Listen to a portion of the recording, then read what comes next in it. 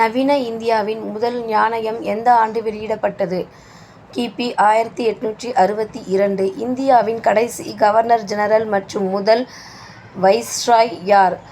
Calling பிரபு. நீல நீர் கொள்கையை பின்பற்றியவர் யார்?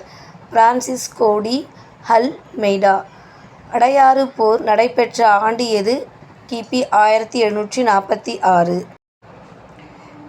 பிளாசி போர் நடைபெற்ற ஆண்டு எது? கி. பி. 1757.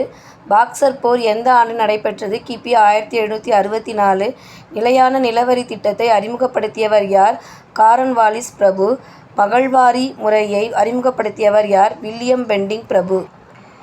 துணைப்படை திட்டத்தை அறிமுகப்படுத்தியவர் யார்? வெல்லிஸ் பிரபு. வாரிசு இழப்பு கொள்கை அறிமுகப்படுத்தியவர் யார்? டல்ஹௌசி பிரபு. வேலூர் சிப்பாய் கழகம் ஏற்பட்ட ஆண்டு 1806. கி. பெரும் புரட்சி சிப்பாய் கழகம் எந்த ஆண்டு வெடித்தது? கி. 1857.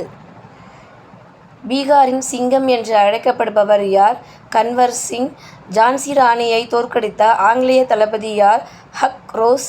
வந்தே மாதரம் பாடலை எழுதியவர் யார்? பங்கிம் சந்திர சட்டர்ஜி. பாறைகள் சிதைவதை எவ்வாறு அழைக்கிறோம்? வானிலை சிதைவு. தீப்பறைகளுக்கு ஒரு உதாரணம் தருக. கிரைனைட். உலகின் மிக நீண்ட நதி எது? நைல் நதி.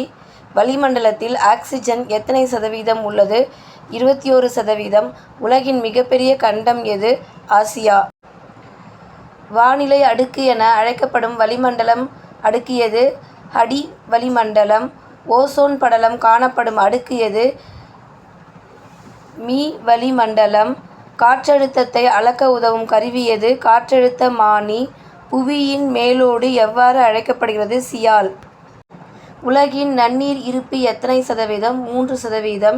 நீரியல் சுழற்சியின் நிலைகள் எத்தனை? 6 நிலைகள். உலகின் மிகப்பெரிய பெருங்கடல் எது? பசிபிக் பெருங்கடல். புவியின் நுரையீரல் என்று அழைக்கப்படும் காடு எது? அமேசான் காடு.